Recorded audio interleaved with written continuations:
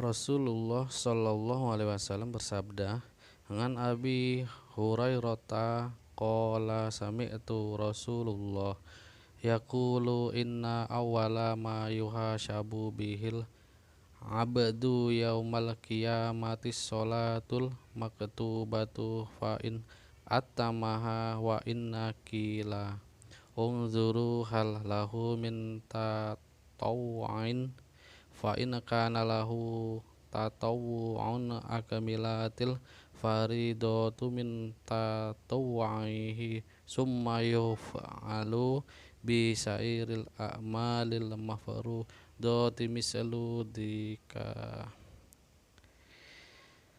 Dari Abu Hurairah, ia berkata, saya mendengar Rasulullah Shallallahu Alaihi Wasallam bersabda, sesungguhnya pertama-tama perbuatan manusia yang dihisab pada hari kiamat adalah sholat wajib. Maka apabila ia telah menyempurnakan, maka selesailah persoalannya. Tetapi apabila tidak sempurna salatnya, dikatakan kepada malaikat, lihatlah dulu, apakah ia pernah mengerjakan sholat sunnah? Jika ia mengerjakan sholat sunnah, maka kekurangan dalam sholat wajib disempurnakan dengan sholat sunnahnya. Kemudian semua amal-amal yang wajib diperlukan seperti itu. Hadis Khamasah dalam Nailul Adhar juz 1 halaman 345. Man sholala bardaini dakhalal jannah. Barang siapa yang mengerjakan sholat berdain, yaitu sholat subuh dan asyar, maka dia akan masuk surga. Hadis riwayat Bukhari nomor 574 dan Muslim nomor 635. Dari Jabir bin Abdillah, Rasulullah Shallallahu Alaihi Wasallam bersabda, baina rajuli wa baina syarqi wal kufri tarakus shalah.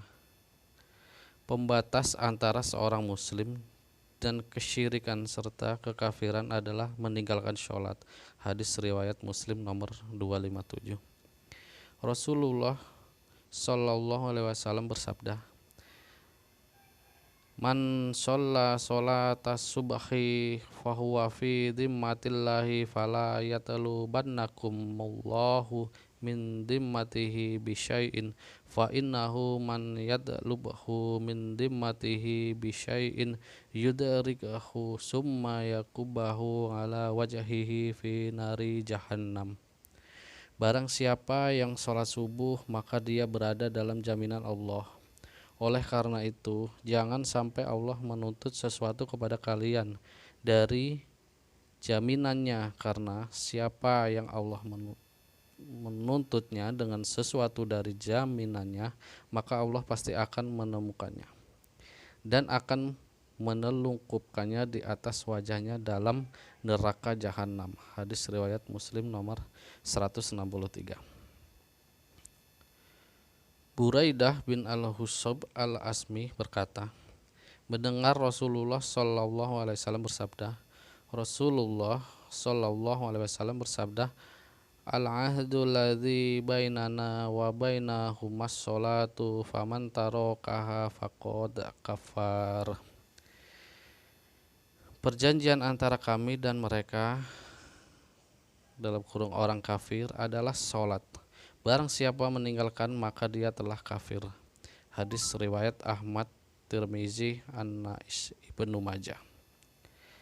Nabi Shallallahu Alaihi Wasallam bersabda, inna asqala sholatin alal munafikina sholatul isya'i was sholatul fajri walau ya'lamuna ma fihima la atauhuma walau habwan. Sesungguhnya salat yang paling berat dilaksanakan oleh orang-orang munafik adalah salat isya dan salat subuh. Sekiranya mereka mengetahui keutamaan keduanya, niscaya mereka akan mendatanginya, sekalipun dengan merangkak. Hadis riwayat Bukhari nomor 657 dan Muslim nomor 651. Dari Tasyauban radhiyallahu anhu bekas budak Nabi Shallallahu Alaihi Wasallam, beliau mendengar Rasulullah Alaihi Wasallam bersabda, bainal abadi wa bainal kufri wal imani sholatu faida tarokaha faqad asyraka. Pemisah antara seorang hamba dengan kekufuran dan keimanan adalah sholat. Apabila dia meninggalkan maka dia melakukan kesyirikan. Hadis riwayat At-Tabari dengan sanad as-sahih. Rasulullah Shallallahu Alaihi Wasallam bersabda, an Amari bani Syuaib bin ana abihi an jadhi qala Rasulullah Shallallahu Alaihi Wasallam murusi yanakum bisolati li sab'i sinina wadari buhum alaiha li asyari sinina wa faraku bainahum fil madaji'i. Dari Amr bin Syuaib dari ayahnya dari datuknya ia berkata, Rasulullah Shallallahu Alaihi Wasallam bersabda, suruhlah anak-anak kecilmu melakukan sholat pada usia 7 tahun dan pukullah mereka bila lalai atasnya pada usia 10 tahun dan pisahkanlah mereka pada tempat-tempat tidur.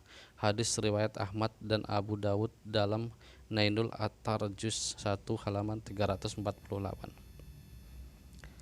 Diriwayatkan dari Mu'adz bin Jabal, Rasulullah Shallallahu Alaihi Wasallam bersabda, man taroka sholatan maktubatan muta'ammadan faqad bari'at minhu dimma Allah.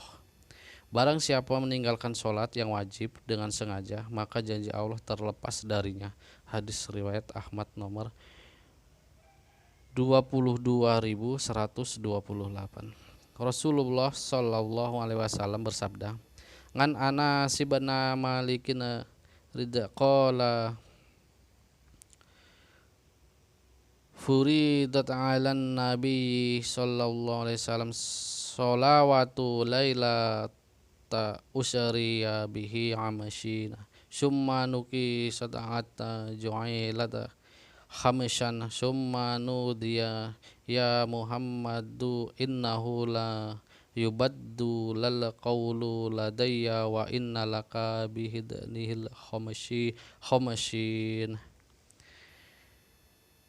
Dari Anas bin Malik radhiyallahu anhu, ia berkata, diwajibkan sholat itu pada Nabi Shallallahu Alaihi Wasallam pada malam Isra 50 kali, kemudian dikurangi sehingga menjadi 5 kali. Kemudian Nabi dipanggil, ya Muhammad, sesungguhnya tidak diganti diubah ketetapan itu di sisiku, dan sesungguhnya 5 kali itu sama dengan 50 kali. Hadis riwayat Ahmad, Nasai dan Tirmizi, dan Tirmizi mensahihkannya dalam Nailul Atthar juz 1 halaman 334. Diriwayatkan dari Mu'adz bin Jabal, Nabi Shallallahu Alaihi Wasallam bersabda, Rasul amril islamu wa amudu hussolah.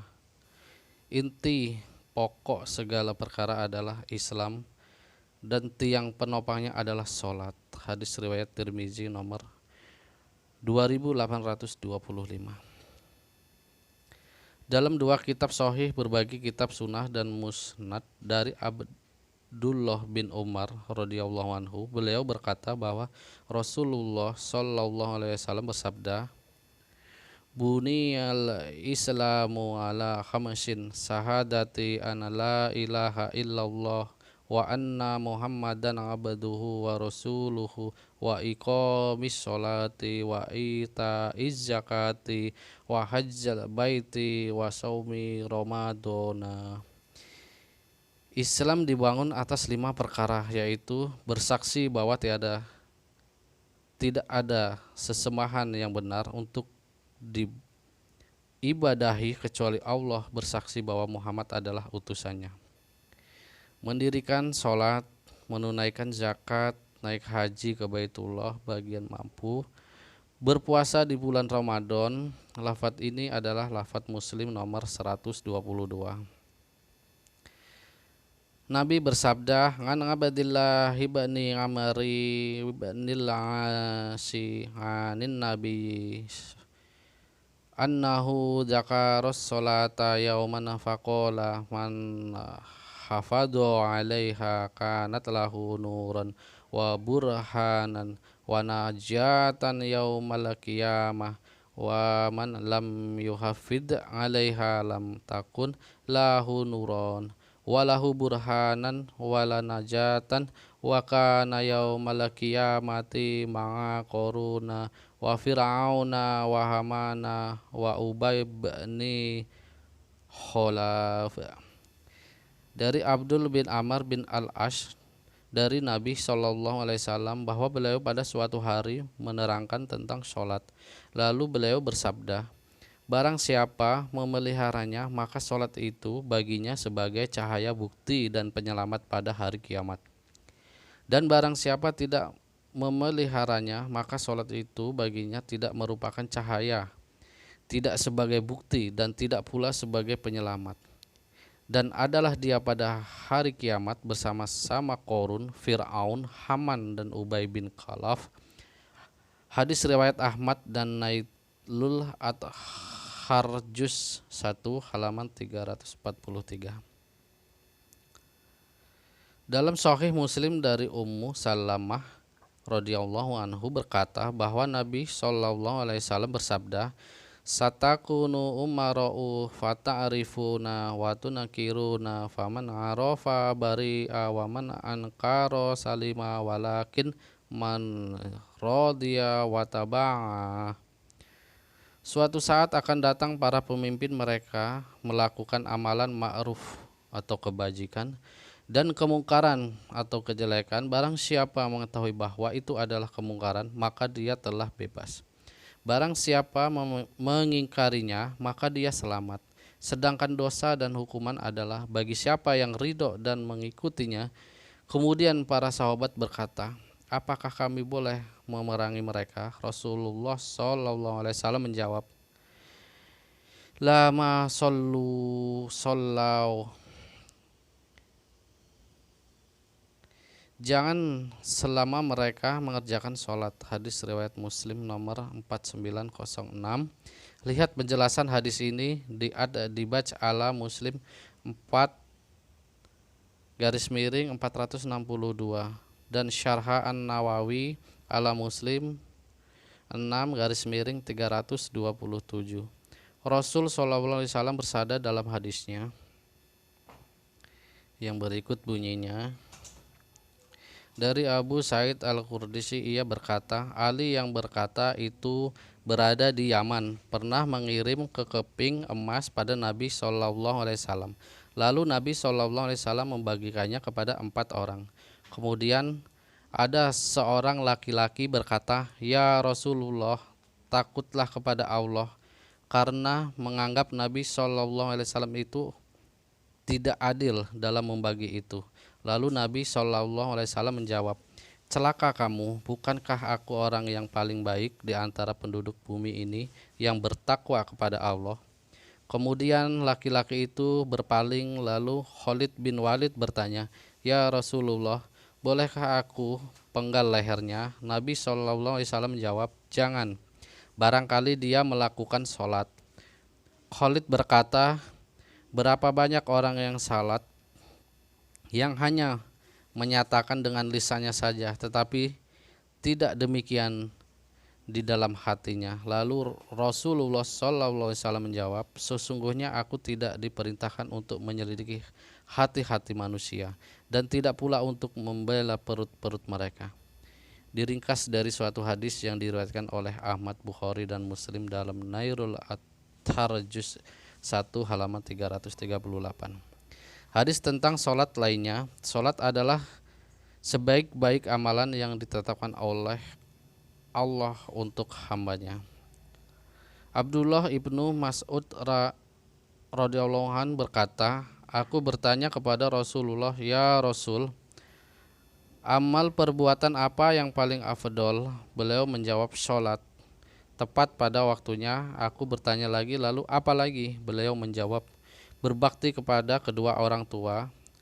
Aku bertanya lagi, kemudian apa lagi ya Rasul? Beliau menjawab, berjihad di jalan Allah. Hadis riwayat Bukhari. Dari Abu Jar radhiyallahu bahwasanya Rasulullah SAW keluar dari rumahnya ketika musim dingin. Waktu itu daun-daun berguguran. Rasulullah SAW mengambil ranting dari sebatang pohon sehingga daun-daun di ranting itu pun banyak berguguran. Kemudian Rasulullah SAW bersabda, wahai Abu Jar, saya menyahut labbaik ya Rasulullah. Lalu beliau bersabda, sesungguhnya seorang hamba yang muslim jika menunaikan sholat dengan ikhlas karena Allah, maka dosa-dosanya akan berguguran seperti gugurnya daun-daun ini di pepohonannya. Hadis riwayat Ahmad At-Takhrib. Sholat 2 rakaat yakni salat sunnah fajar lebih baik dari dunia dan segala isinya. Hadis riwayat Tirmizi. Dari Abu Hurairah radhiyallahu anhu berkata, saya mendengar Rasulullah SAW bersabda, bagaimana pendapat kalian jika di depan rumah salah seorang dari kalian terdapat sebuah sungai yang mengalir dan dia mandi di dalamnya 5 kali sehari, apakah akan tersisa kotoran di tubuhnya? Mereka menjawab, tidak akan tersisa kotoran di tubuhnya sedikit pun. Rasulullah SAW bersabda, begitulah perumpamaan sholat 5 waktu dengannya, Allah akan mengampuni dosa-dosa. Hadis Bukhari, Muslim, Tirmizi, dan Nasai. Barang siapa meninggalkan sholat dengan sengaja maka dia kafir, terang-terangan. Hadis riwayat Ahmad. Dari Hudzaifah radhiyallahu anhu dia berkata, apabila Rasulullah SAW mengalami kesulitan maka beliau segera melaksanakan sholat. Hadis riwayat Ahmad dan Abu Dawud. Salat pada awal waktu adalah keridhaan Allah dan sholat pada akhir waktu adalah pengampunan Allah. Hadis riwayat Tirmizi.